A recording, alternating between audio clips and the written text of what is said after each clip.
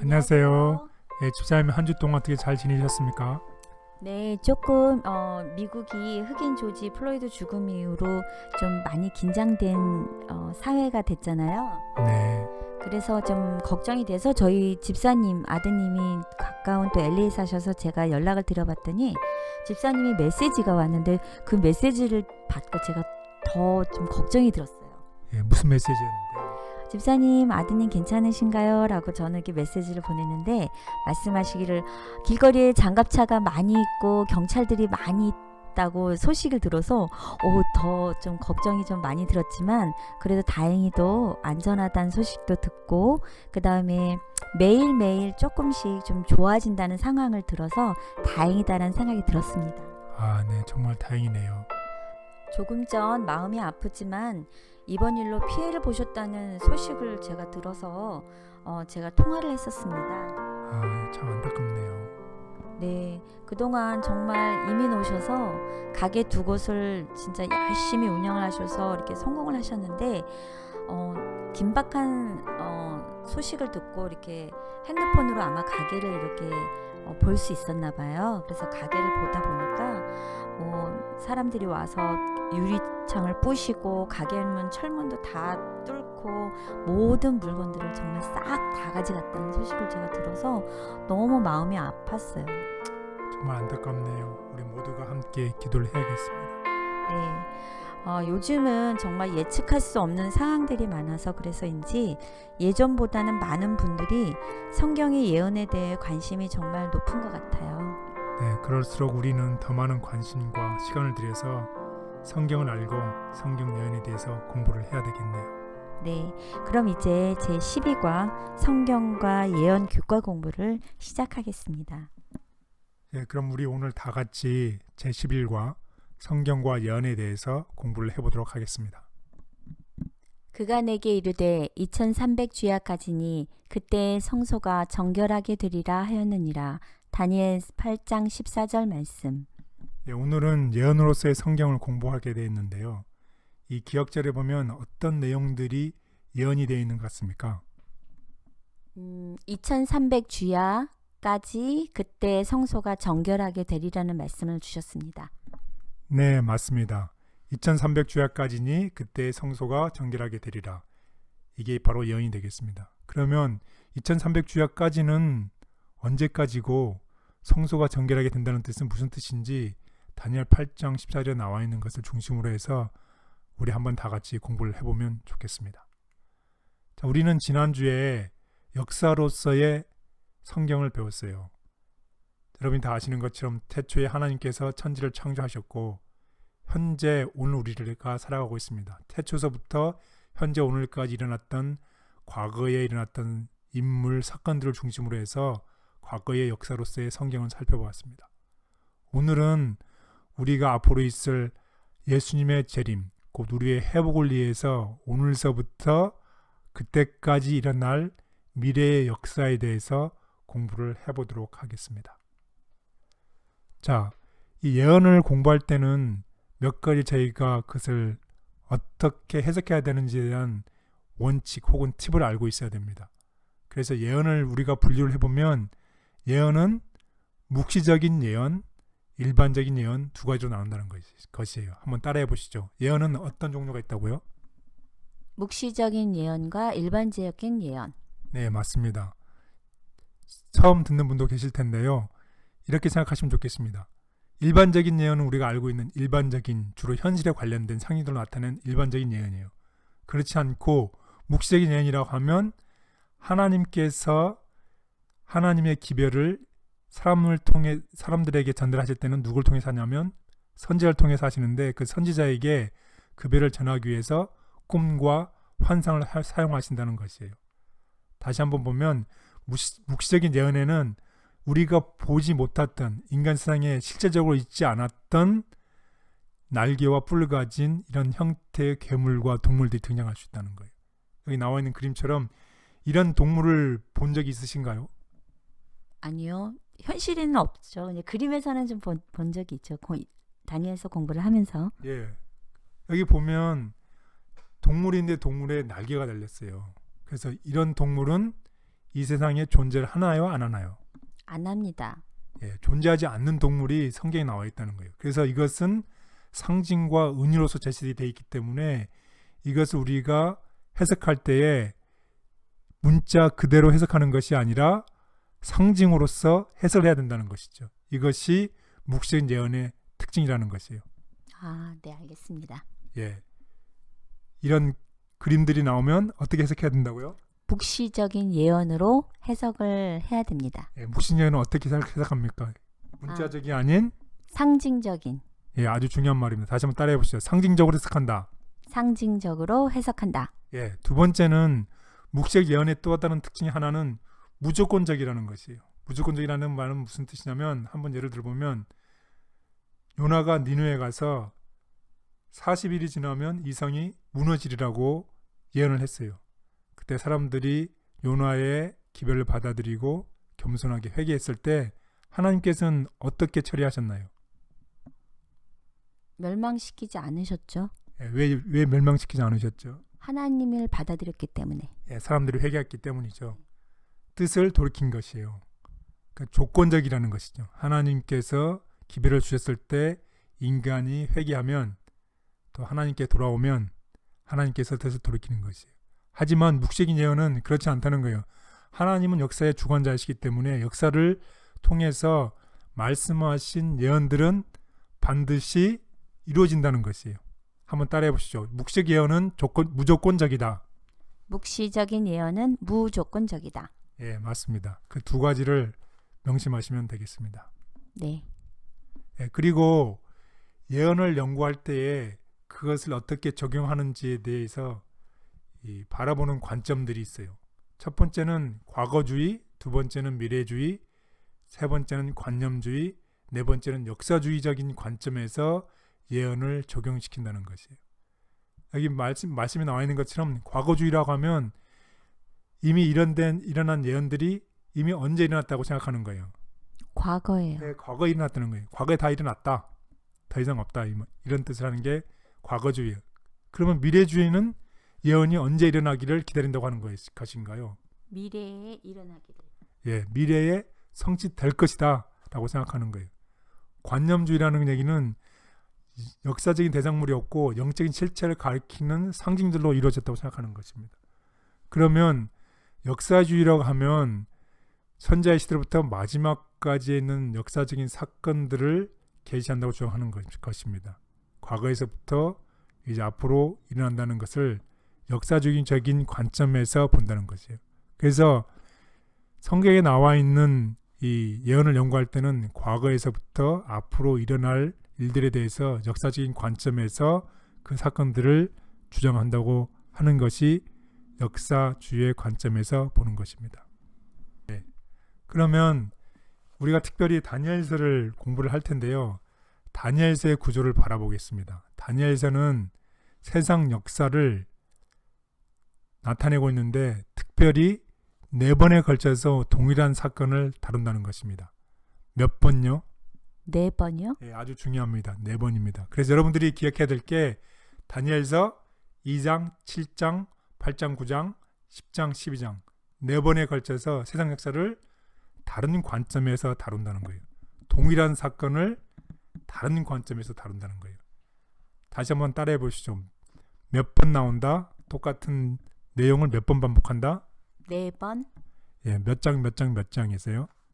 다니엘 2장, 다니엘 7장, 다니엘 8장, 9장, 다니엘 10장, 12장. 네, 잘하셨습니다. 그래서 오늘은 다니엘 2장에서 첫 번째인 우리 기본적인 세상 역사를 공부를 하게 될 것이고 7장에서는 특별히 중요한 무엇이 나타나냐면 작은 뿔이 나타납니다. 그리고 8장에서도 작은 뿔이 나타납니다.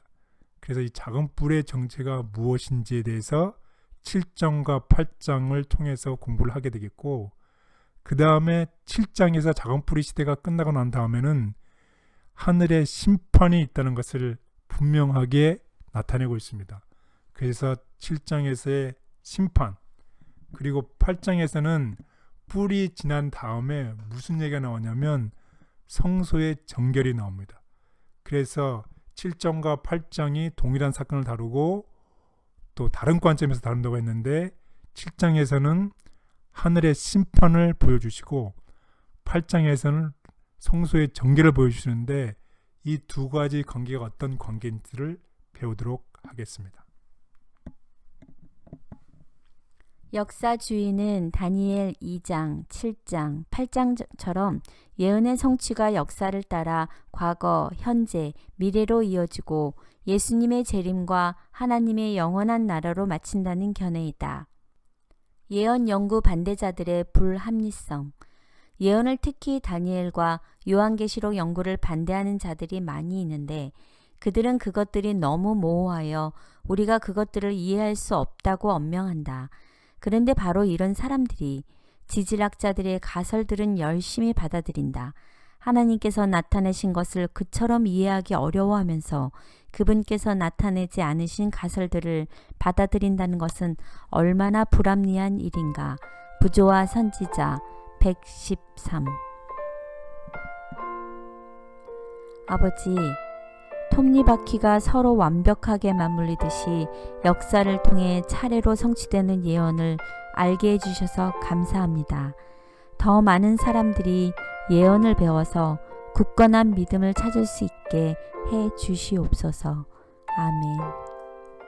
예, 둘째 날 연일 원칙입니다. 연일 원칙이라는 게 무슨 뜻이죠? 연과 일이 있는데 그 원칙에 대해서 한번 배우도록 하겠습니다. 내가 내게 40일로 정하였나니 하루가 1년이니라. 에스겔 4장 6절 말씀. 예, 예언을 연구할 때에 예언적인 기간들이 나오는데 연일 원칙에 따라 계산된다는 것입니다. 무슨 뜻이냐면 예언에서의 하루는 해석할 때에 상징으로서 1년으로 해석한다는 뜻이에요. 아까 우리가 이 묵시적인 예언의 개념을 배웠는데요. 묵시적인 예언에서는 이 세상에 없는 동물들이 나왔을 때에 문자적으로 해석하는 것이 아니라 상징적으로 해석한다고 그랬죠. 그러면 그 동물들을 상징적으로 해석했다고 그러면 거기에 나타난 기관들도 어떻게 해석해야 한다는 거예요? 문자적으로 해석하는 게 좋을까요? 아니면 상징적으로 해석하는 게 맞는 걸까요? 묵시적일 경우는 상징적으로 해석을 해야 되겠죠? 아, 역시 스마트하십니다. 맞습니다. 똑같은 원칙을 따라 해야죠. 한쪽은 우리가 실제적으로 해석하면 나머지도 실제적으로 해석하고 한쪽을 상징적으로 해석하면 다음도 상징적으로 해석해야죠. 동물들은 우리가 상징적으로 해석하면서 날짜를 실적인 문자적인 거로 하면 안 된다는 것이에요. 그래서 여기 나오는 우리가 기억절에서 기억하시겠지만 2300주야까지니 2300주야는 2300일이죠. 하루가 밤 낮이니까 2300주야는 2300일인데 2300일은 예언상 어떻게 해석해야 된다는 것인가요? 2300년으로 해석이 돼야 되겠습니다. 예, 일단 우리가 아까 기억절에 봤던 2300주야는 2300년으로 이해를 해야 된다. 예, 하나의 매듭을 우리가 풀었습니다. 그리고 다니엘서의 9장에 보면 특별히 70일에라는 예언이 있습니다. 70일에는 70주를 얘기하는 거예요. 70 weeks. one week이 7 days. 7일이니까 70일에는 며칠에 해당되나요? 70에다가 7을 곱하면 490. 예, 490일이죠. 70일에는 예언상에 490일인데 490일은 몇 년에 해당된다는 것인가요? 490년이 되겠죠? 예, 490년에 해당된다는 것입니다. 그래서 이러한 척도가 정확하다는 근거는 아까도 말씀드렸지만 환상들이 상징적이기 때문에 시간 역시 무엇이어야 된다? 상징으로 해석해야 된다는 것이에요. 그리고 이런 예언과 관련된 시간의 폭은 그것에 맞게 상징이면 상징으로 문자면 문자로 해석되어야 된다는 것이에요. 이런 연일 원칙은 다니엘에서 확인되는데 특별히 아닥사스다 왕으로부터 메시아이신 예수님까지 이르기까지 70일에 490일, 490년이라는 예언이 주어져 있는데 그게 정확하게 맞아 떨어졌다는 것이에요. 그래서 490년을 따라서 해보면 아닥사스다 왕 BC 457년서부터 490년이 지난 AD 34년에 유대인에게 주어진 71회의 기간이 주어지는 도중에 예수님께서 십자가에 돌아가신 사건이 일어났다는 것입니다. 분명하게 과거에 일어났던 일들이 이루어졌다는 것을 다니엘서는 확인을 해주고 있습니다. 우리는 종말론적인 예언의 시간 요소를 해석할 때 예언의 상징성, 긴 기간의 필요성, 그리고 일반적이지 않은 표현 등을 근거로 연일 원칙을 적용해야 한다. 예언상의 연대들, 시간에 대한 예언과 관련된 예언 해석에 있어서 중요한 원칙은 연일 원칙이다. 이 원칙 하에서 예언적 시간의 하루는 역사적 시간의 1년으로 간주된다. 각시대의 대쟁투 681. 제한된 시간만 계수할 수 있는 우리를 위해 그 긴 기간을 가늠하고 조망할 수 있는 방식으로 표현해 주셔서 감사합니다. 오랜 세월 이 흘러도 잊지 않고 약속을 지키시는 아버지의 신실하심을 찬양합니다. 아멘. 예, 셋째 날 작은 뿔의 실체를 확인함. 작은 뿔이라는 단어가 다니엘서 몇 장 몇 장이 나온다고 제가 아까 말씀했죠. 다니엘서 7장 8장. 네, 맞습니다. 7장 8장에 작은 뿔이 나옵니다. 그에 대해서 알아보도록 하겠습니다. 그리고 다니엘서의 세상 역사의 일을 4번에 걸쳐서 다른 관점에서 얘기를 한다고 그랬죠. 네. 그게 그게 몇 장 몇 장 몇 장에 나와 있었습니까? 오늘 테스트 보는 건데 2장, 7장, 8장, 9장, 10장, 12장. 예. 2장에서 한번 나오고 7장에서 나오고 그다음에 8장 9장에서 한번 나오고 그다음에 10장 12장에서 나온다고 그랬죠. 세상의 역사를 다른 관점에서 얘기를 한다는 거지. 그런데 특별히 작은 뿔의 실체를 알기 전에 우리가 2장에 있는 세상 역사를 신상을 통해서 한번 알아보도록 하겠습니다.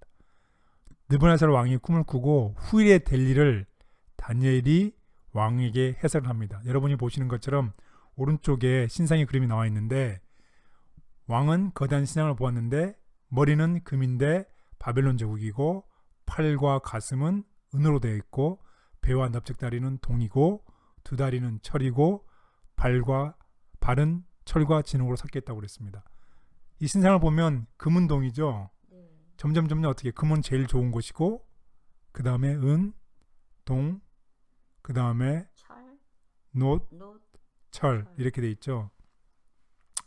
그래서 이거에 대해서 이제 해설을 하게 되는 것입니다. 그래서 금머리는 바벨론을 가리키고 은은 메데 페르시아, 그 다음에 동은 그리스, 그 다음에 철은 로마, 그 다음에 철과 진흙은 유럽에 분열된 나라를 나타내고 있습니다. 결국 2장에서는 세상 역사의 나라들의 역사를 얘기하고 있는 것이에요. 바벨론에서부터 메데 페르시아, 그리스, 로마, 유럽의 열나라를 얘기하고 있습니다. 그리고 난 다음에 7장도 2장과 마찬가지로 세상 역사를 나타내고 있어요. 7장을 보면 짐승이 4짐승이 나옵니다. 여기 그림에서 보는 것처럼 4짐승이 나오는데 사자, 곰, 표범, 또 무서운 넷째 짐승이 나옵니다. 그래서 다니엘 2장에 나와 있는 아까 다니엘이 해석했던 것처럼 금머리에 해당되는 이 사자는 바벨론, 메데 페르시아, 그리스, 그 다음에 이교로마가 나오고 난 다음에 무엇이 나옵니까? 작은 뿔이 나온다는 거예요. 작은 뿔. 7장에서. 그래서 8장에서도 이 작은 뿔이 나옵니다. 한번 기억절 읽어주시죠. 내가 본 바 두 뿔 가진 순양은 곧 메데와 바사 왕들이 요털이 많은 수념소는 곧 헬라 왕이요 그의 두 눈 사이에 있는 큰 뿔은 곧 그 첫째 왕이요. 네, 감사합니다. 그 당시에 다니엘이 참 놀라운 것이에요. 여기 있는 수양은 누구를 가리킨다고요? 메데 바사 왕들이라고 다니엘이 정확하게 역사적인 사건을 통해서 예언을 합니다. 그리고 수염소는 누구라고요? 헬라 그리스 왕이라고 얘기를 하는 것이에요. 그리고 난 다음에 뿔을 봤다는 것이에요. 그래서 다니엘 8장에서 보면 수양, 수염소와 작은 뿔에 대한 환상이 나옵니다. 여러분이 보시는 그림에처럼 수양, 수염소, 그 다음에 작은 뿔이 나옵니다. 그래서 이 동물들이 나오고 나서 작은 뿔이 나오는데, 하나는 정치적인 관점에서의 작은 뿔이 있고, 조금 후면은 이 작은 뿔이 종교적인 관점에서 큰 활동하는 작은 뿔을 보게 되는 것입니다. 그래서 다니엘 8장에 나오는 작은 뿔은 수평적으로 평창했던 정치적인 관점에서 바라봤던 이교 로마와, 또 하나는 종교적인 관점에서 하늘을 대적하는 수직적으로 평창했던 로마 교황을 나타내고 있습니다. 다시 한번 정리를 해보도록 하겠습니다. 다니엘 7장과 다니엘 8장에는 작은 뿔이 나오는데, 작은 뿔이 나오기 전에 무엇이 나온다? 7장에서는 바벨론, 동물들이 나오죠. 동물. 예, 동물이 나오고 나서 작은 뿔이 나온다는 거예요. 그래서 그 동물들은 사자, 곰, 표범, 그 다음에 넷째 짐승이 나오고서 작은 뿔이 나온다. 그 다음에 8장에서도 동일한 사건을 다른 관점에 다루는데 다른 동물들이 나오죠. 그때 같은 역사예요. 그래서 양, 염소가 나오고 뿔이 나오는데 수평적으로 확장하는, 정치적으로 확장하는 뿔이 나오고, 그 다음에 하늘을 대적하는 수직적으로 확장하는 뿔이 나온다. 그 7장과 8장입니다. 예, 한번 기억자를 읽어주시죠. 그중 한 뿔에서 또 작은 뿔 하나가 나서 남쪽과 동쪽과 또 영화로운 땅을 향하여 심히 커지더니. 다니엘서 8장 9절 말씀. 예, 이 작은 뿔이 출현했는데, 작은 뿔이 첫 번째는 수직적인, 정치적으로 확장한다는 것을 주목하면 좋겠습니다. 그런데 그 두 뿔이 처음에는 모두 다 조그매요. 그런데 나중에는 이 뿔이 점점 커지는 것입니다. 그리고 이 작은 뿔은 둘 다 박해하는 세력이라는 것입니다. 그리고 특별히 종교적인 관점에서 자신을 높이고 참남된 행동을 한다고 기록되어 있습니다. 그리고 하나님의 백성을 겨냥합니다. 그리고 둘 다 활동 시기가 예언적으로 1260일이 기록되어 있습니다.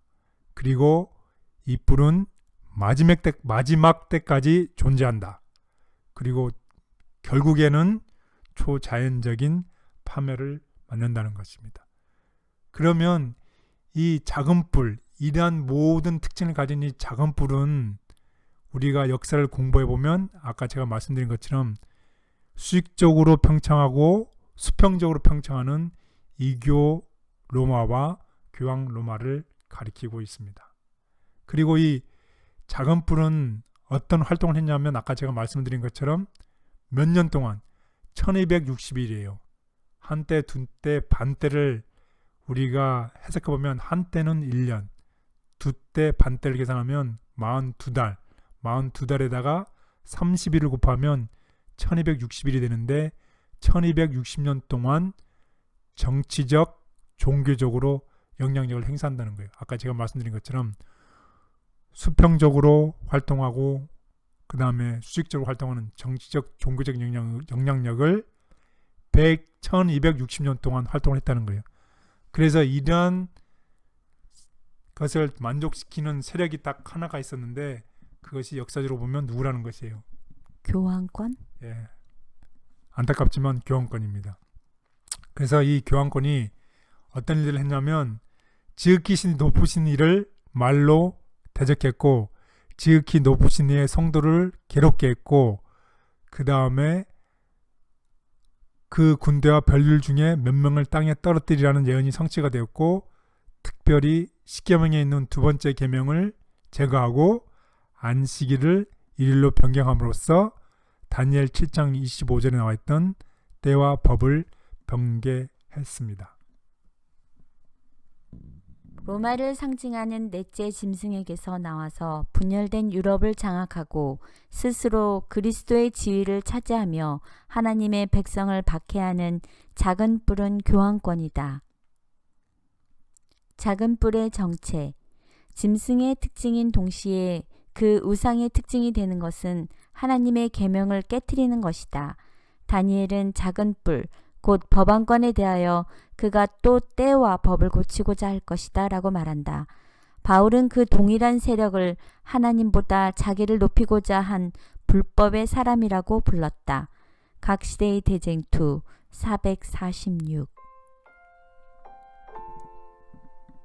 아버지, 오늘날 교환권은 사람들에게 가장 믿을 수 있는 권위 있는 종교로 비춰지고 있습니다. 그러나 진리를 찾는 사람들이 그들의 정체를 알고 거기서 빠져나와 남은 교회와 연합할 수 있기를 간절히 바랍니다. 아멘. 넷째 날 조사 심판에 대해서 알아보도록 하겠습니다.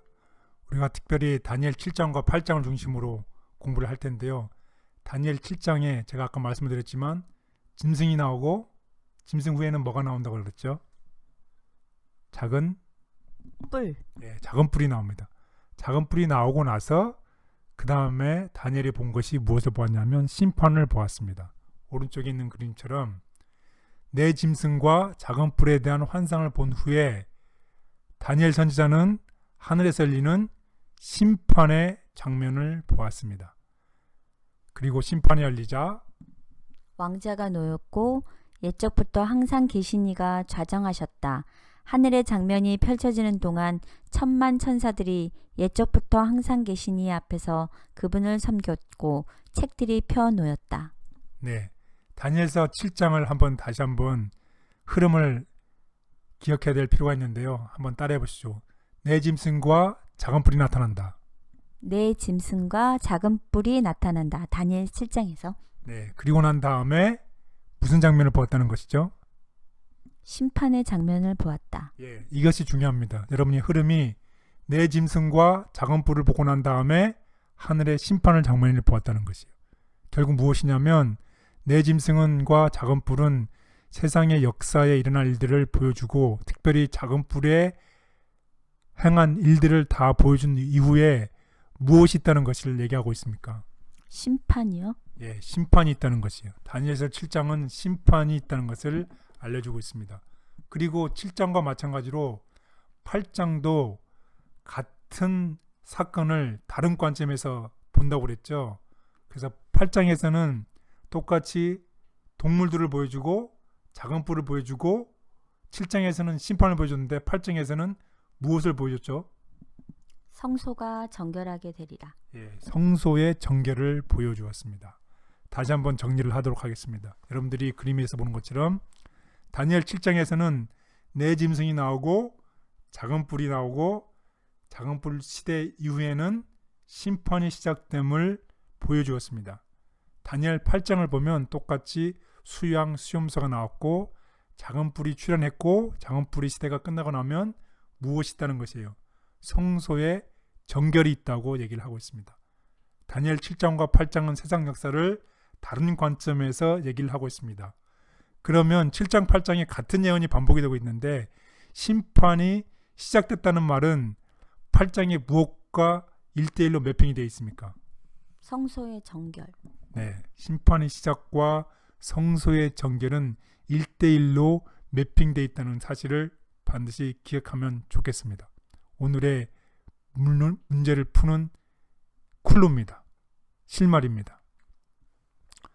다시 한번 제가 이 시간적인 관점에서 보도록 하겠습니다. 다니엘 7장은 여러분이 보시는 것처럼 첫 번째, 네 번째 짐승, 네 개의 짐승이 나오죠. 사자, 곰, 표범, 넷째 짐승, 그 다음에 작은 뿔이 있었고 작은 뿔 시대가 끝난 다음에 특별히 강조한 하늘의 심판이 있었고 하늘의 심판 다음에 하나님의 영원한 나라가 묘사되고 있습니다. 다니엘 8장을 보면 다니엘 8장의 첫 번째 수양, 수염소, 수평적으로 확장하는 작은 뿔, 그 다음에 수직적으로 확장하는 작은 뿔이 있고 성소의 정결이 있고 하나님의 영원한 나라를 보여주고 있습니다. 따라서 7장과 8장은 세상 역사를 보여주는데 7장에서는 작은 뿔 이후의 시대를 하늘의 심판이라는 관점에서 보여준 반면에 8장에서는 성소의 정결이라는 관점에서 보여주고 있습니다. 그러면 성소의 정결이라고 하면 무슨 뜻으로 해석하면 될까요? 8장에서 나오는 성소의 정결은 7장에서의 무엇과 같다는 것입니까? 심판이요. 예, 맞습니다. 결론적으로 얘기하면 다니엘 8장이 묘사하는 하늘 성소의 정결은 다니엘 7장에 나오는 심판의 장면과 정확히 일치한다는 것입니다. 그래서 우리가 2300주야까지니 그때의 성소가 정결함을 입으리라는 말은 성소의 정결, 하늘에서 심판이 시작된다는 것입니다. 그러면 2300년이 지난 다음에 성소의 정결, 2300년이 지난 다음에 심판이 시작된다는 뜻을 얘기하는 것입니다. 근데 성소 정결이 된다는 의미가 어떤 의미예요? 성소 정결이 심판이 시작된다는 것이죠. 다시 한번 표를 보도록 하겠습니다. 다니엘 7장 네 짐승이 나오고 작은 뿔이 나오고 하늘 심판을 강조하죠. 8장 수양 수염석 나오고 수평적으로 확장하는 뿔, 그 다음에 수직적으로 확장하는 뿔이 나오고 난 다음에 하늘 성소의 정결이 있습니다. 그래서 성소가 정결한다고 하는 뜻은 하늘에서 심판이 시작된다는 의미입니다. 아, 그렇군요. 예. 그러면 2300주야까지니 그때의 성소가 정결함을 입는다고 했는데, 그러면 2300주야는 도대체 언제부터 언제까지 기간인지 궁금하시죠? 네. 예. 2300주야를 알아야지만이 그 이후에 성소 정결, 곧 하늘의 심판이 시작되는 것이잖아요. 그러니까 하늘의 시작이 심판이 된다는 것은 알겠는데 언제서부터 시작이 된다는 것인가요? 그게 2300주야에 그 해답이 있습니다. 그래서 한번 기억자 한번 읽어주시죠. 내 백성과 내 거룩한 성을 위하여 이른 이래를 기한으로 정하였나니. 다니엘 9장 24절 말씀. 네, 아까 말씀을 드렸지만 70일에가 나옵니다. 이른 이래는 70일에죠.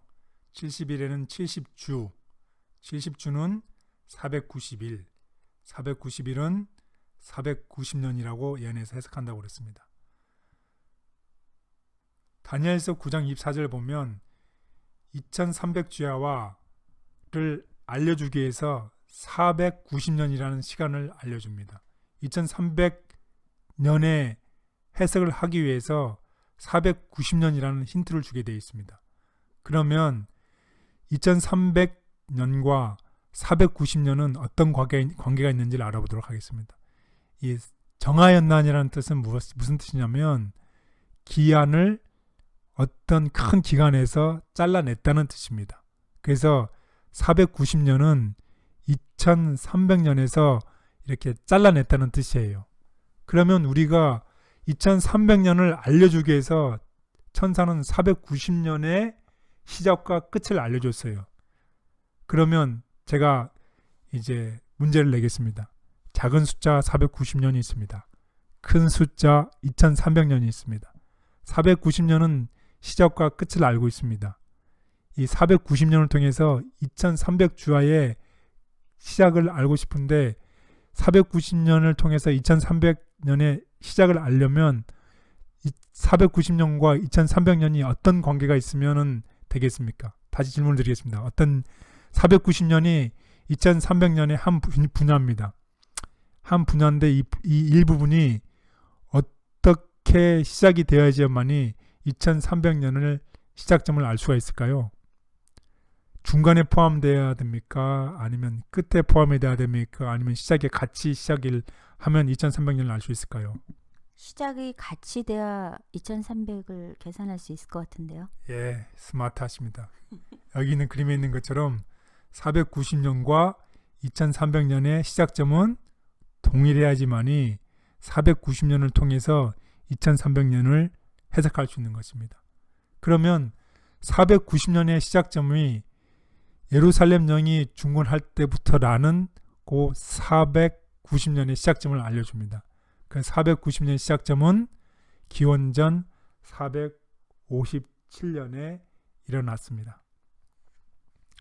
그래서 2300년의 시작점은 기원전 457년에 시작했다는 것입니다. 그리고 490년이 지난 AD 33년에 490년이 마치고 나머지 기간에 해당되는 글을 더해서 2300년이 마치게 되겠습니다. 그러면 2300년은 BC 457년에 시작해서 계산을 해보면 1844년까지의 기간을 2300년이라는 것입니다. 그래서 2300년이 지난 이 시점에 성소가 정결해야 된다고 했는데 성소가 이 지구상에 있나요? 없죠. 어디에 있을까요 그러면? 하늘에요. 히브리서에 보면 이 성소는 하늘에 있는 성소를 가리킵니다. 그래서 2300년이 끝나는 1844년에 예수님께서 하늘 지성소에 들어가셔서 성소 정결이라는 그분의 중보의 사업을 시작했다는 것입니다. 그래서 1844년에 심판이 다니엘 7장이 나오는 심판이 시작됐다는 것을 알려주고 있습니다. 과거에는 하늘 성소 정결과 조사 심판에 대한 예언이 조명을 받지 못했지만 재림 운동으로 말미암아 2300 주야가 1844년에 맞춰진다는 사실이 밝혀졌다. 1844년에 시작된 조사 심판. 1844년에 우리 대제사장이신 그리스도께서는 하늘 지성소에 들어가셔서 조사 심판을 시작하셨다. 죽은 의인들의 생애가 하나님 앞에서 조사를 받고 있다. 그 일이 끝나면 살아있는 자를 위한 심판이 집행될 것이다. 이 엄숙한 순간이야말로 얼마나 고귀하고 얼마나 중대한가. 가려뽑은 기별 1권 125. 이 구원이 헤아릴 수 없는 하늘의 큰 희생을 통해 우리에게 주어진 선물임을 믿습니다. 우주에 어떤 작은 의혹도 남지 않도록 모든 절차를 통해 의를 이루시는 우리 아버지의 공의로우심을 찬양합니다. 아멘.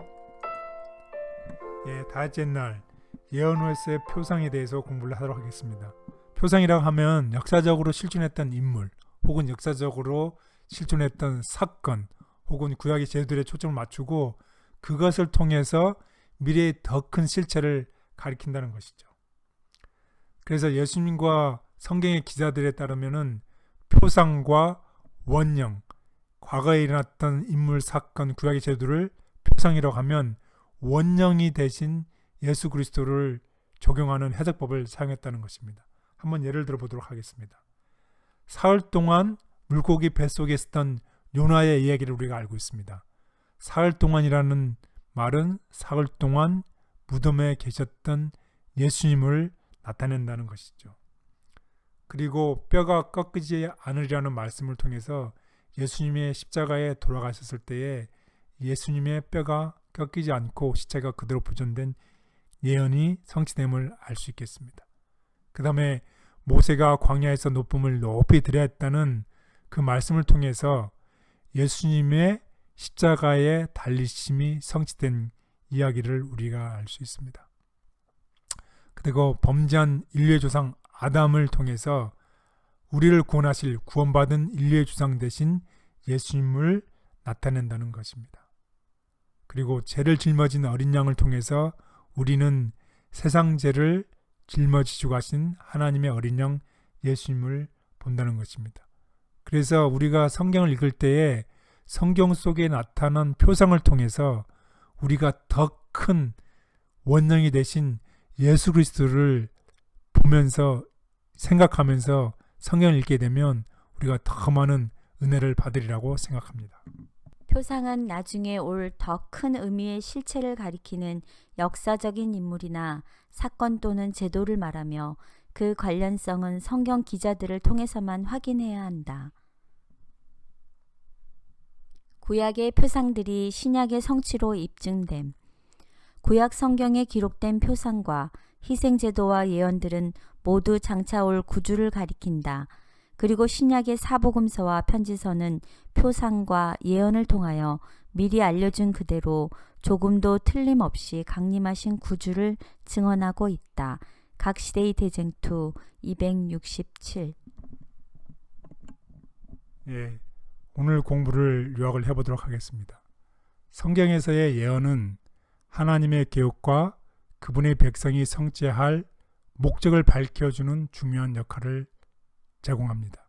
특별히 다니엘이나 요한계시록에 게시된 종말론적인 예언들은 과거로부터 현재 그리고 미래에 이어지는 긴 역사의 연속적인 성취를 요구하기 때문에 우리는 역사주의적인 접근법과 연일 원칙을 적용해서 그 예언들을 해석해야 됩니다.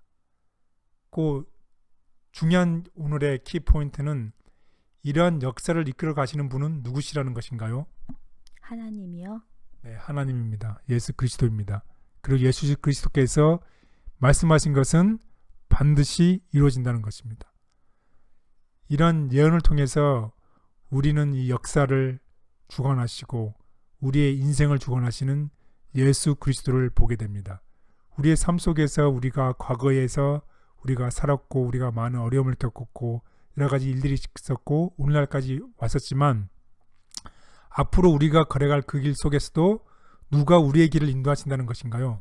하나님께서 인도해 주십니다. 네, 역사의 주관자이신 하나님께서 우리의 인생을 앞으로 걸어갈 우리의 인생길을 우리와 함께 하시고 우리를 인도하신다는 것입니다.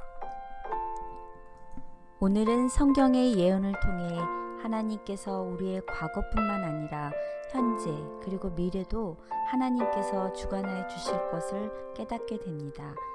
또한 이미 성취된 예언을 통해서 앞으로 남은 예언도 꼭 성취될 것을 굳게 확신합니다.